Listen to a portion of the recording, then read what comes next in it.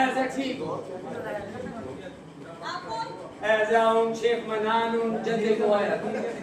अच्छा जगह देखा तुम हाँ मैं दुबई से आई अच्छा आप भी दुबई के बीच रहते तुम हाँ सामने जद्दा हो हाँ खबे हाथ सलाला हो हाँ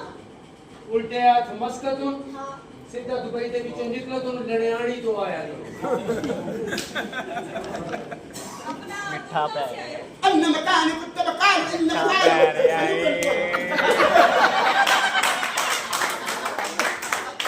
प्यारे आए वो तुम्हारा घर कहाँ पे है ऐसा कारोबार कसीरत कथीरा बाहर निकल गए هذا كلمة كثيرة من كثيرة بتيم بلا चला كثيرة दाहर की जगह आ आवाज सुन चुके हैं कारोबार बाहर 10 क्या करेंगे अच्छा अमीर 15